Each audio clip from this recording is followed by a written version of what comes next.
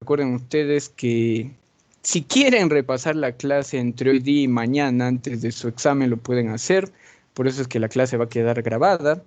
Y así como miramos el puntito rojo en la parte de arriba, eso significa de que la clase ya está siendo grabada, ¿no? Ahora sí, podemos pasar a compartir y hacer el último repaso previo a tu ingreso, ¿no? Previo a tu ingreso. Entonces, comenzamos la clase por aquí.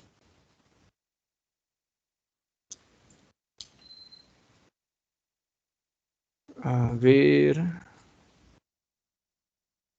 Bueno, empezamos con la presentación del grupo Bryce, que dice así. La Academia Preuniversitaria Bryce, la mejor academia de Arequipa y del sur del Perú, presenta el día de hoy para ustedes el tema llamado política.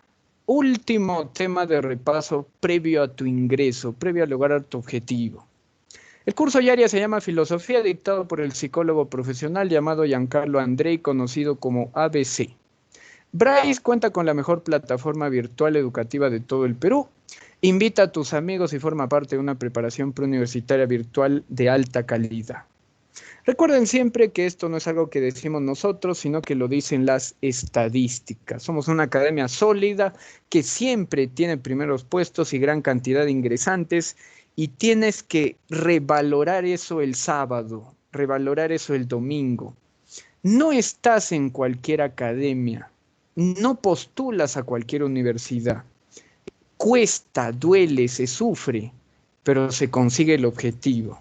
Por eso es que te digo que confiamos plenamente en ti para el día sábado y para el día domingo, para que puedas lograr tu objetivo. Bueno, ahora sí nos vamos a enfocar. Bueno, la última frase que nos queda para el día de hoy. Felicidades, llegaste hasta aquí, ahora no te rindas, no te des por vencido, ve el fin de semana por tu ingreso, lógralo, consíguelo.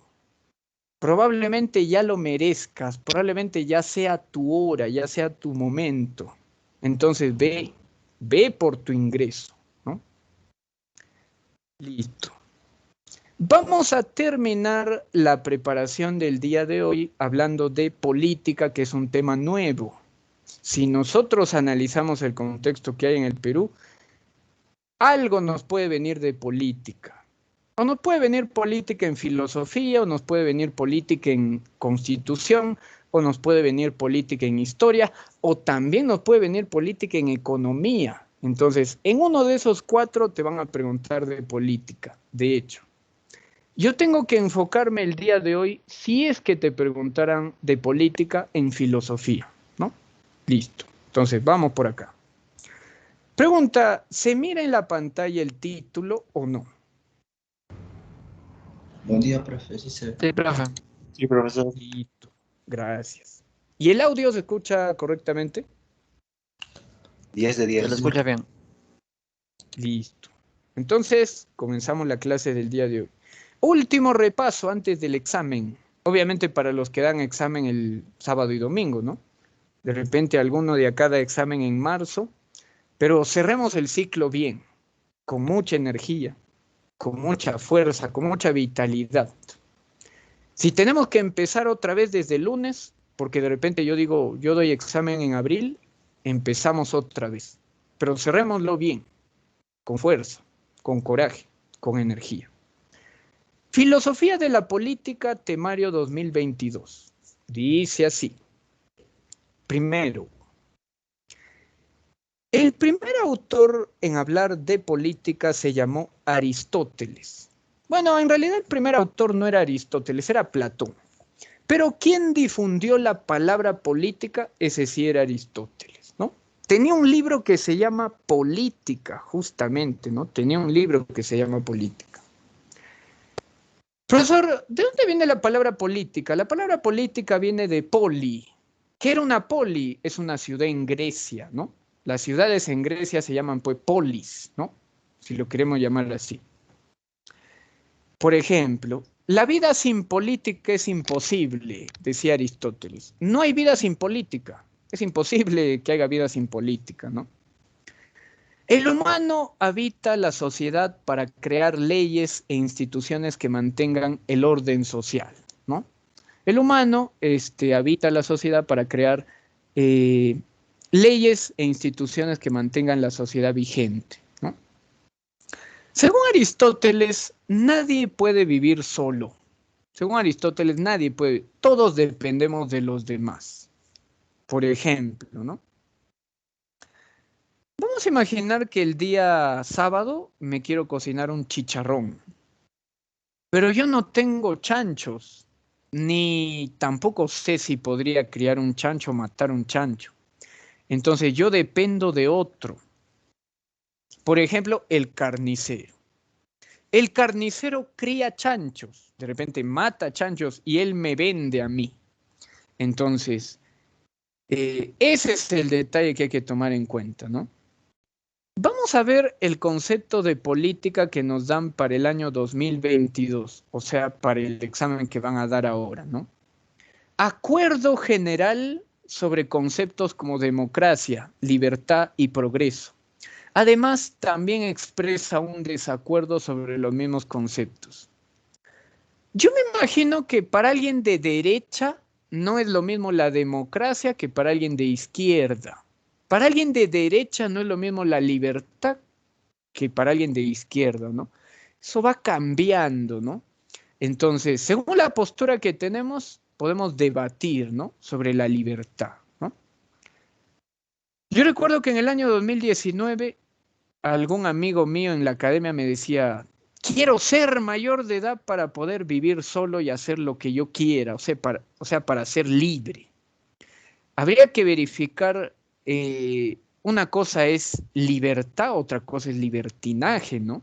Eso también hay que aprender a diferenciar. Libertad de libertinaje. Seguimos.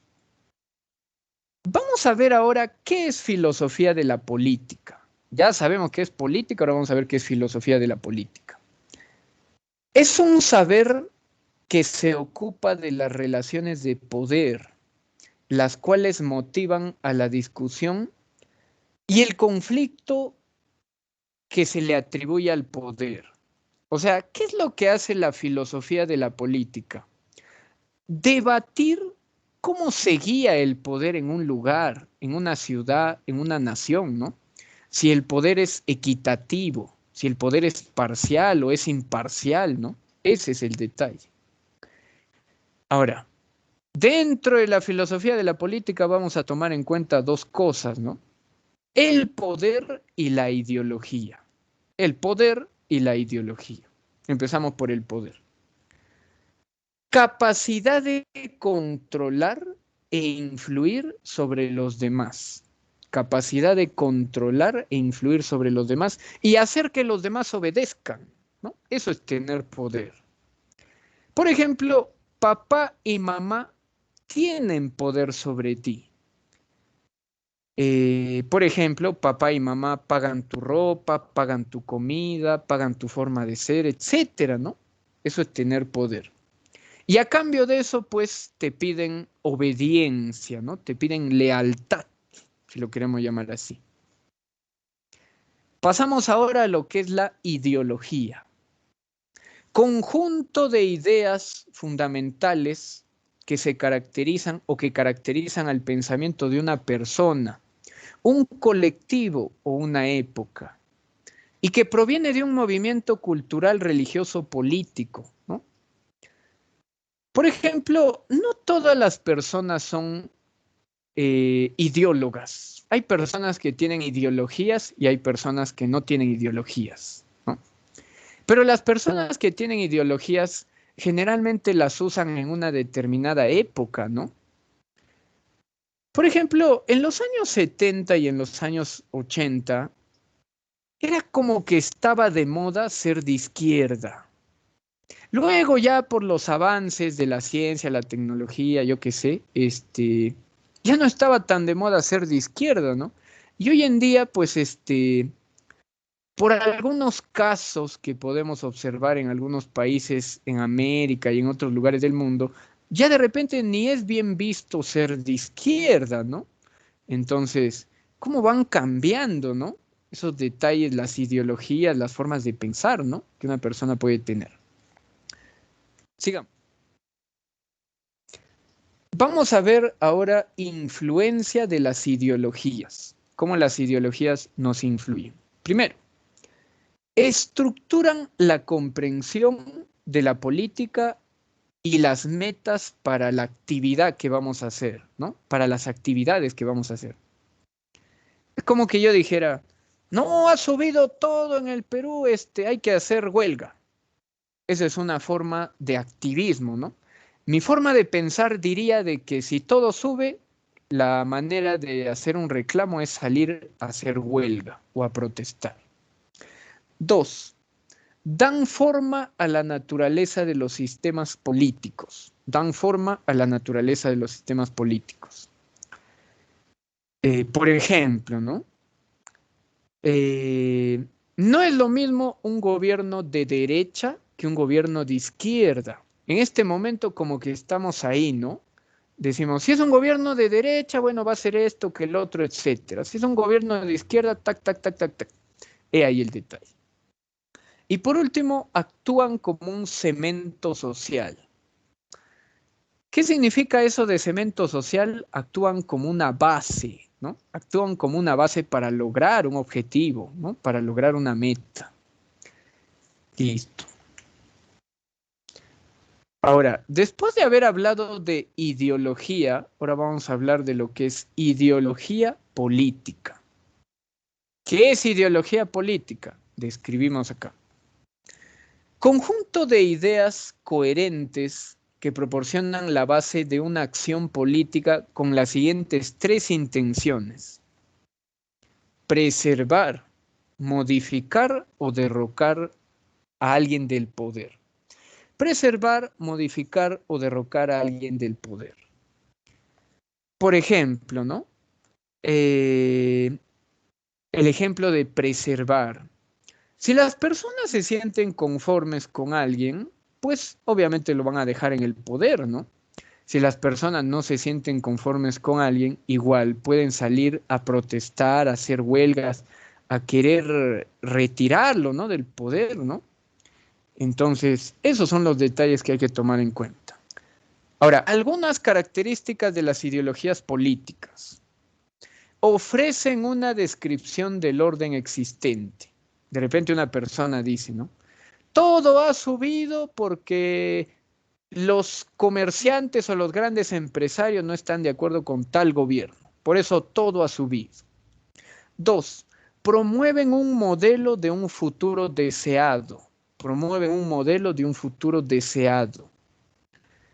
Por ejemplo, yo me imagino que la mayoría de gobiernos de derecha, ¿qué es lo que promueven? La libertad individual, ¿no? Tú eres libre de hacer lo que quieras, ¿no? 3. Explican cómo deben ser y cómo deben producirse todos los cambios que hay en el mundo. Por ejemplo, ¿no? Queremos cambiar la Constitución, primero hay que ir por el Congreso. Entonces, obviamente estamos en una constitución neoliberal y bueno, pues antes de hacer un cambio, primero hay que pasar por el Congreso, ¿no? Listo. Vamos a ver ahora el espectro ideológico. ¿Qué es el espectro ideológico, profesor? Es la forma de pensar que tenemos las personas sobre la derecha o sobre la izquierda. ¿Por qué hoy en día el mundo está dividido en derecha y en izquierda? Porque más o menos representa a lo que pasó por primera vez en la Revolución Francesa, cuando pues en la nueva constitución que iban a crear en Francia, habían dos bandos, ¿no? El bando radical y el bando aristócrata, ¿no? El bando radical quería hacer miles de cambios en Francia, mientras que los aristócratas querían conservar todos sus privilegios, ¿no? A eso se le llama, pues, gobierno de derecha, gobierno de izquierda. Por ejemplo, generalmente los gobiernos de derecha son gobiernos que reaccionan a la acción política. Mientras que los gobiernos de izquierda provocan revolución política. Los gobiernos de derecha, reacción, los gobiernos de izquierda, revolución. No estoy tan a favor del cuadro que nos pone la universidad, pero según la universidad, pues la parte media es el liberalismo. El liberalismo es una corriente intermedia entre la derecha extrema y la izquierda radical, ¿no? Entonces, cuál es la parte neutral? Bueno, la parte neutral es el liberalismo. Es el más neutral de los cinco, ¿no? Ahora, si me voy para la derecha, la primera fase de la derecha es el conservadurismo. Y si me voy al lado extremo de la derecha, tendría el fascismo. Si me voy para el lado de la izquierda, la base 1 de la izquierda es el socialismo y la base 2 es el comunismo. Socialismo, comunismo. Ahí están los cinco, ¿no? Que tenemos que tomar en cuenta. Bueno, entonces lo que vamos a hacer es analizar uno por uno, ¿no? Primero vamos a ver por qué al liberalismo le dicen que es tan neutral, ¿no? Porque dicen que el liberalismo es como que el esquema más neutral, ¿no?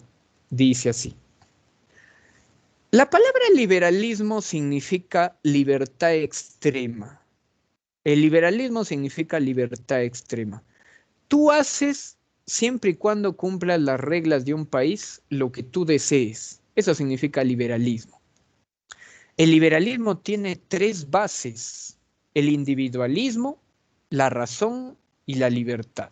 Individualismo, razón y libertad. Bueno, empezamos por el individualismo. El individualismo dice que cada ser humano debe buscar satisfacer sus propios intereses. El Estado no debería gastar en ti, sino que cada ser humano tiene que buscar satisfacer sus intereses. El humano es egoísta y autosuficiente.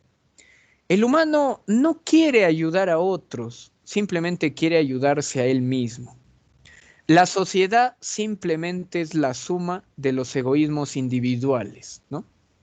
¿Qué es una sociedad para el individualismo? Una suma de personas que quieren lograr metas para ellos, objetivos para ellos, ¿no? Pasamos a la razón. Lo que hace la razón es justificar la libertad de un ser humano, fortalecer la libertad de un ser humano. Qué bueno, pues, dice la razón que a través de la historia hemos ido mejorando, ¿no? A través de la historia hemos ido mejorando poco a poco, hemos ido progresando poco a poco, ¿no? Hace 500 años atrás no había tanto avance como hoy en día. No se podían leer libros, ni siquiera se podía leer la Biblia, ¿no? Hoy en día sí, ¿no? Podemos hacer todo lo que queramos. Por último, resaltar la importancia del debate y la discusión. Un elemento importante en la razón liberal es que todo se puede discutir, todo se puede llevar a debate, ¿no? Es como que yo dijera, los 930 soles no nos alcanzan, son muy caros, ¿no? Demasiado, es muy poco dinero. De repente otro dirá, no, pero es demasiado dinero, ¿no? Entonces, eso provoca y eso generaría de que la razón, pues, aumente, ¿no? O sea, se pueda debatir, se pueda discutir, ¿no? Y el último concepto del liberalismo, pues, es la libertad. Ahora, dice el banco que hay una libertad positiva y una libertad negativa, ¿no? ¿Cuándo se llama libertad negativa? Cuando hay ausencia de reglas, cuando el ser humano realmente hace lo que le viene en gana. Eso es libertad negativa, ¿no? Hacer lo que les viene en gana. En cambio, se llama libertad positiva cuando el ser humano tiene autodominio, busca la autorrealización y desarrolla sus capacidades. Entonces, no es lo mismo tener libertad para hacer lo que me da la gana que tener libertad para fortalecerme, enriquecerme, desarrollarme, ¿no? Por eso hay una libertad negativa, una libertad positiva. Hasta ahí. ¿Tienen alguna pregunta o alguna duda de lo que hemos avanzado?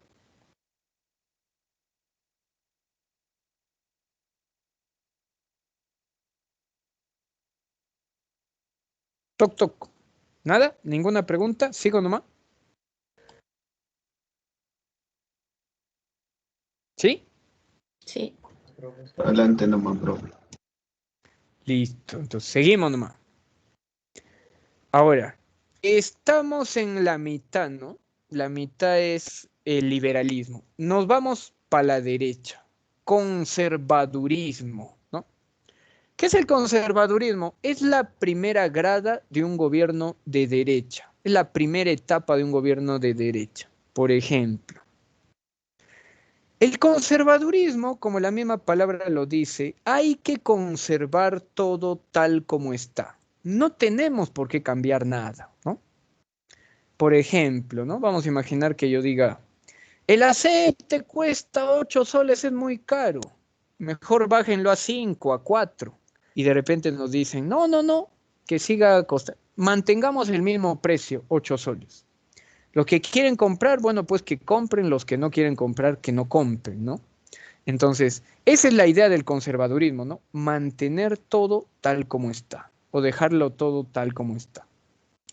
Ahora, el conservadurismo se basa en 4 conceptos, ¿ah? La tradición, la imperfección humana, la estructura orgánica de una sociedad y la jerarquía y autoridad. Bueno, empezamos por la tradición. Elementos que han perdurado en el tiempo y se transmiten de generación en generación. Esa es una tradición. Por ejemplo, ¿no? Mi familia tiene dinero. Mi papá estudió en La Salle y en la Católica. Entonces, para mantener la tradición, yo también estudié en La Salle y en la Católica. Y mis hijos deberían estudiar en La Salle y en la Católica. Eso es una tradición, ¿no? Como también hay familias, por ejemplo, que el abuelo de repente no estudió, simplemente trabajó. El papá también no estudió, simplemente trabajó. Y los hijos probablemente tampoco estudien y también solamente trabajen. Ese es el detalle. Ahora, vamos a la imperfección humana. Los humanos mentalmente son dependientes, moralmente son imperfectos, los poderes intelectuales son limitados. ¿Qué pasa con aquellas personas que quieren cambiar las cosas, no? De repente dicen, no, estamos inconforme con el sistema, hay que cambiarlo. ¿Saben qué dice la imperfección humana? Los humanos cambian de opinión constantemente. Hoy día quieren cambiar las cosas, mañana no. Además, ¿a quién podemos poner en este nuevo cargo si la mayoría de personas pues, son limitadas y tienen errores de la misma forma? Entonces, no hay mucho cambio que podamos hacer. Mejor dejemos todo tal como está. Eso diría la imperfección humana. 3. Estructura orgánica de la sociedad. La estructura orgánica de la sociedad. Dice así. La sociedad es un elemento vivo que simplemente funciona. Funciona para todos con grupos y reglas. No tenemos que crearlos, simplemente tenemos que aceptarlos. En la sociedad en la cual nosotros vivimos, no tenemos que cambiar nada, simplemente tenemos que aprender las reglas y guiarnos por eso. ¿No? Así de simple, nada más.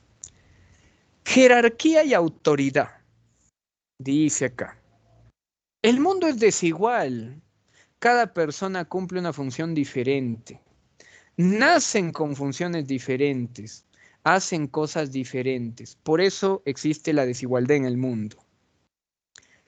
¿Qué diría, por ejemplo, un conservadurista? Un conservadurista diría, no existe desigualdad en el mundo porque unos tengan más y otros tengan menos, sino porque simplemente nacemos con diferentes capacidades, ¿no? De repente, no sé, pues Paolo Guerrero nació con predisposición a jugar fútbol y él gana millones jugando fútbol, pues, ¿no? Nosotros no podemos ganar millones jugando fútbol porque no nacimos con esas capacidades. Entonces, tenemos que aguantarnos nomás, ¿no? No nos queda de otra, ¿no? Ese es el detalle. Listo. Ahora, de la derecha parte 1, nos vamos a la izquierda parte 1. O sea, vamos a hablar del socialismo, ¿no? Como primera fase. Dice así. La palabra sociare, de la cual viene socialismo, significa compartir. Por ejemplo, el socialismo surge porque en una etapa de la historia, sobre todo en Inglaterra, Reino Unido, había un exceso pues, de capitalismo voraz y capitalismo feroz, ¿no? Por la revolución industrial, ¿no? En el siglo XVIII, ¿no? Generalmente el socialismo fue creado por las clases obreras pobres y denigradas que eran explotadas en la revolución industrial. Y dice, lo que el socialismo tiene en común con el liberalismo es la idea de progreso, pero critica el libre mercado. La diferencia entre el socialismo y otras etapas es el libre mercado, ¿no? Eso es lo que más se critica. Bueno, vamos a ver 3 conceptos básicos en el socialismo, o 3 conceptos importantes en el socialismo. Primero, comunidad, cooperación e igualdad. Comunidad, cooperación e igualdad. Empezamos por comunidad. El socialismo busca unificar a los seres humanos capaces de superar problemas sociales y económicos recurriendo a grupos de poder, ¿no? El socialismo busca unificar a los seres humanos unificándolos para que puedan superar pues, problemas económicos, sociales y de poder, ¿no? 2, la cooperación. La principal característica de los humanos no es la competencia, que es algo que promueven los gobiernos liberales, ¿no? Los gobiernos liberales dicen, tienes que competir contra otros. La única manera de competir contra otros es lo que te hace un ganador, ¿no? La cooperación dice, no hemos nacido para competir, más bien somos cooperativos. Cuando las personas compiten, tienen problemas morales, tienen problemas de egoísmo y tienen problemas de conflicto. Nosotros tenemos una sociedad compleja porque nosotros pues competimos unos contra otros, ¿no? Cuando en realidad deberíamos competir contra nosotros mismos, ¿no? El sábado y el domingo que muchos de ustedes van a dar examen, prácticamente ustedes compiten contra ustedes mismos, contra el yo que en el pasado no pudo lograr el objetivo.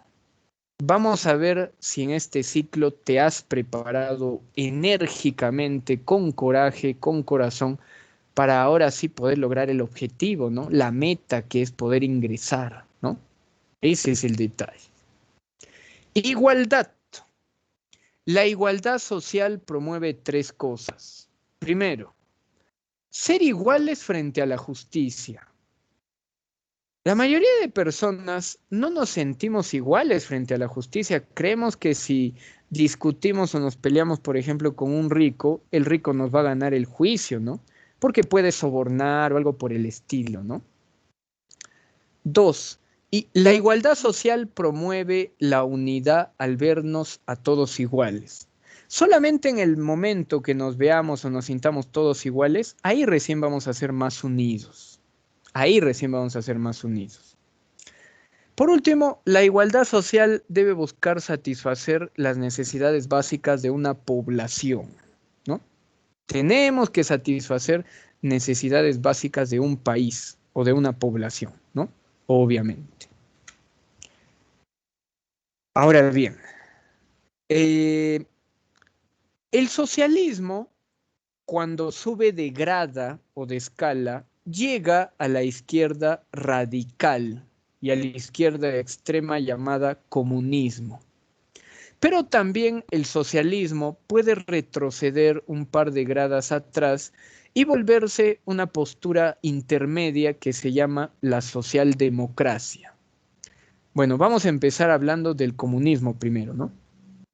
¿Qué es el comunismo? Es la expropiación del colectivo. El comunismo es la expropiación de los elementos colectivos.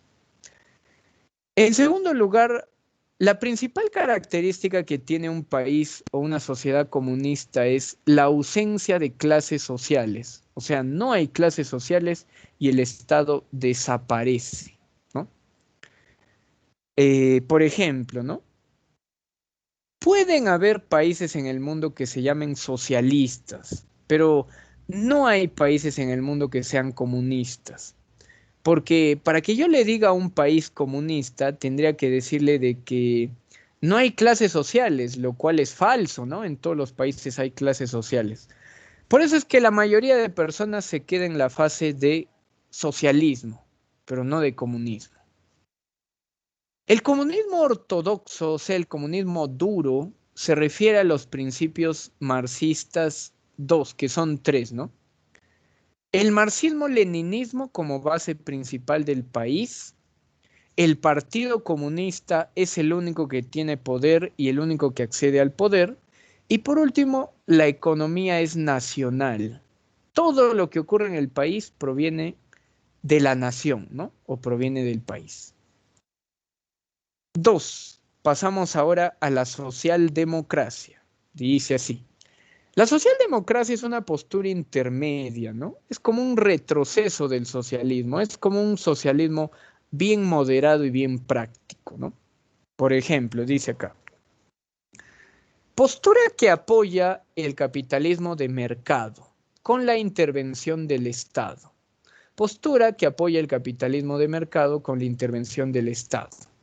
O sea, podemos seguir en un sistema capitalista, pero quien va a regular y controlar todo es el gobierno o es el Estado.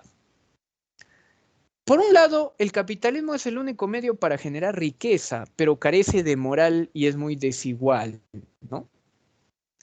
Por ejemplo, si yo me vuelvo un superempresario, pues como superempresario puedo ganar y acumular dinero. Mientras que probablemente muchos de mis empleados pues cada vez sean más pobres y cada vez se desgasten más, ¿no? He ahí el detalle. Los problemas se pueden superar si el Estado custodia los intereses públicos. Bueno, eso sí está más que determinado. Estado o país que no regula sus intereses, simplemente surgen problemas, ¿no? 50.000 problemas en el mundo. Y por último, los cambios sociales se deben hacer de manera pacífica y constitucional. Los cambios sociales de manera tranquila, de manera pacífica y constitucional. O sea, apelando a cambiar algunos artículos de la Constitución o modificando algunas cosas de la Constitución. Listo. Cerramos con lo que es el fascismo, que es la derecha extrema, ¿no? Ya hablamos de la izquierda extrema, ahora vamos a hablar de la derecha extrema. Por ejemplo, en el caso del fascismo, la palabra fascismo significa nación unida o nación unificada. El individuo por sí solo no es nada, debe ser absorbido por el grupo. Por ejemplo, en el fascismo no se promueve el desarrollo individual, en el fascismo se promueve el desarrollo grupal. Así como miran la foto que está en la pantalla, son niños de 13 y 14 años en Italia. Niños de 13 y 14 años en Italia, ¿no? Ahora, el fascismo tiene 50.000 problemas, ¿ah? Ahorita les voy a explicar. Por ejemplo, dice la tercera característica. El fascismo busca un hombre nuevo dedicado a dar su vida por su raza, por su nación y la obediencia incondicional a un líder supremo. Por ejemplo, ¿cuál es el principal problema del fascismo? En el fascismo no interesa si tú estudias, si tienes 10 maestrías, si has ido al mejor colegio. Lo único que interesa en el fascismo es que tú seas leal a un líder, ¿no? O a un rey, ¿no? Ahora, a lo largo de la historia, sobre todo en la Segunda Guerra Mundial, hemos visto dos tipos de fascismo, ¿no? El fascismo italiano de Mussolini y el fascismo alemán de Hitler, Mussolini y Hitler. Pero no tenían la misma idea, tenían ideas diferentes, ¿no? Por ejemplo, en el caso de Mussolini, Mussolini buscaba una forma extrema de estatismo, o sea, que el Estado controle todo. Se basa en la lealtad absoluta hacia un Estado totalitario, ¿no? Deben haber visto ustedes pequeños videos, como en las plazas principales, por ejemplo, de Italia, hay miles de personas que idolatran a Mussolini, o miles de millones de personas de la misma forma que idolatran a Hitler, ¿no? Entonces imagínense, ¿no? Ahora, en el caso del fascismo alemán, el fascismo alemán o llamado nazismo ya es un poquito más extremo, ¿no? Más bien es una teoría racial, donde ellos sustentan que la raza árida es superior a todas las demás. Y además se promueve el antisemitismo. Oiga, profesor, ¿qué es eso del semitismo? Los judíos. A los judíos se les llaman semitas. Antisemitismo es el odio, el reproche, la cólera hacia los judíos. Puede sonar raro, pero iban a matar a Adolfo Hitler. Digo, iban a matar a Albert Einstein, porque Albert Einstein era alemán y era judío, ¿no? Entonces, antes de que lo mataran, por ejemplo, a Einstein, antes de que lo mataran a Einstein, pues huyó del país, ¿no? Y se fue a Estados Unidos. Y en Estados Unidos, Einstein terminó de crear la bomba atómica. Imagínense si se hubiera quedado en Alemania, ¿no? Alemania hubiera sido el creador de la bomba atómica y de repente ellos hubieran ganado la guerra, ¿no? En vez de que la gane Estados Unidos, lo hubiera ganado Alemania, ¿no? Imagínense. Ahora, 3 conceptos básicos de el fascismo. Por ejemplo, más o menos como nos podemos dar cuenta en la foto de Mussolini, miles de italianos idolatrando a su líder, ¿no? No, ahí no hay 2.000, 5.000, ahí hay miles de miles, ¿no? Ese es el detalle. Ahora, 3 características del fascismo. Primero, la antirracionalidad. Cualquier cosa que hagamos para mantener el poder es necesaria. Cualquier cosa que hagamos para mantener el poder es fundamental. Huelgas, saqueos, quemar llantas, tirar piedras, cualquier cosa que hagamos para mantener el poder es necesaria. Por ejemplo, en una vida fascista, la razón no importa. O sea, que tú tengas 10 maestrías, 50 doctorados, eso no interesa.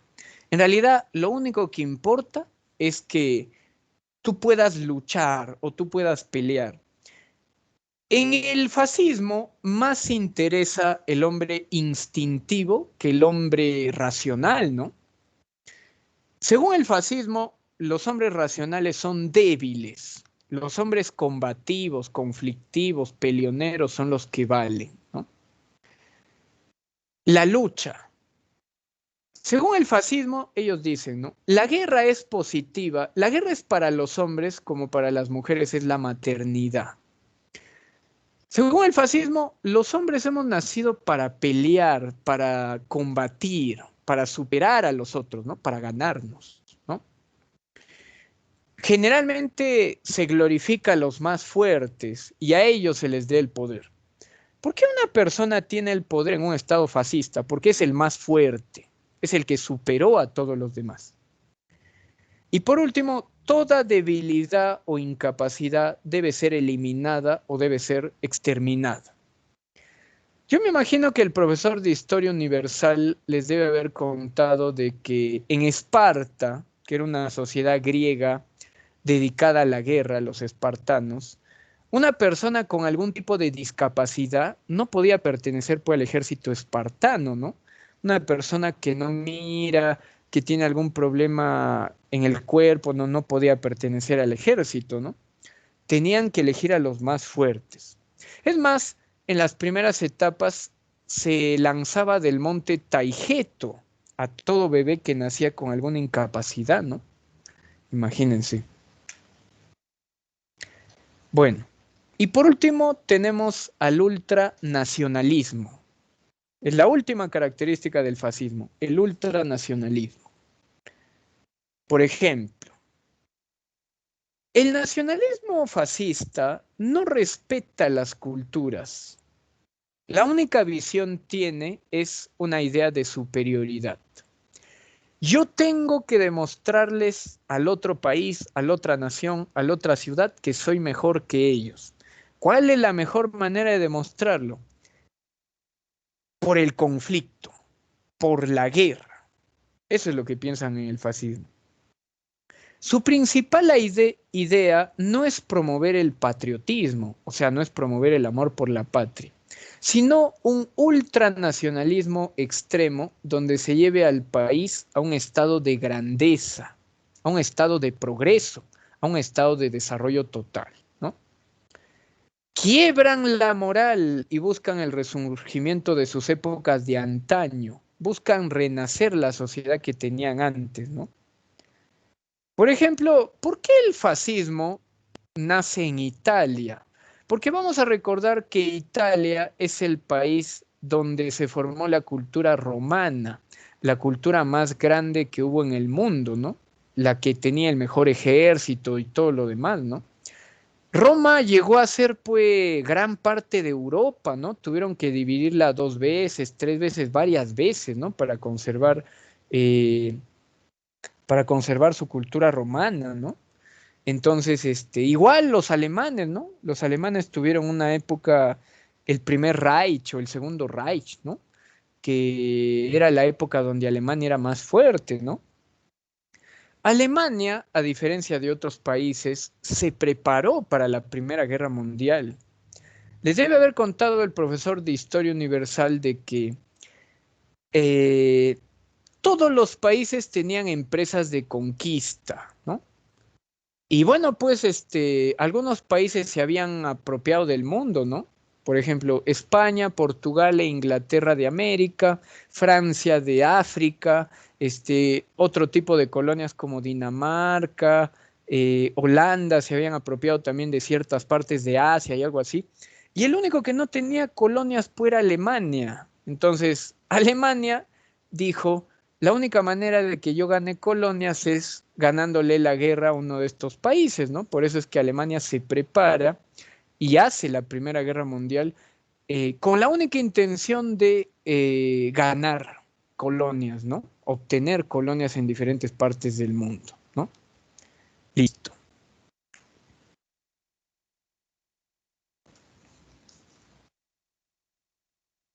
A ver. Bueno, ahora sí.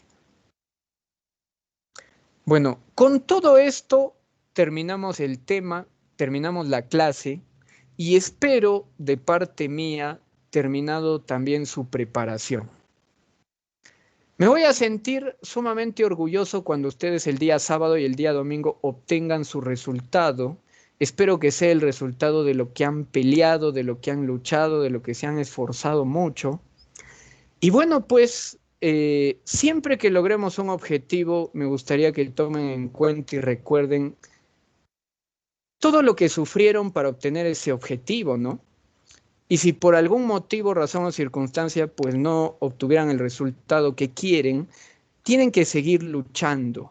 La vida no acaba cuando fallas, ni tampoco la vida empieza cuando obtienes un resultado. La vida es un conjunto de metas, es un conjunto de objetivos.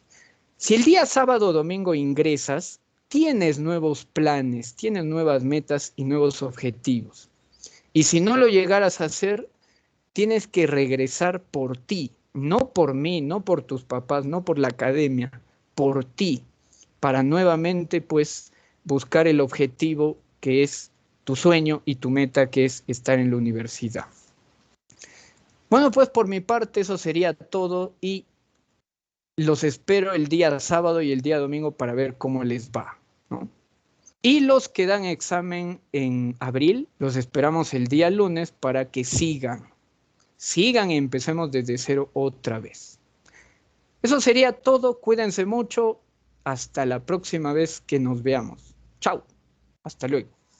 Hasta luego, profe. Cuídese. Muchas gracias. Ya, voy a hacer. Solo profesor, Hacelo, profe, gracias. Hola, profesor. Gracias, cuídense mucho. Hasta luego, Bueno, profesor. Cuídese, que tenga un mal hasta día. luego, nos vemos. Gracias, muchas gracias.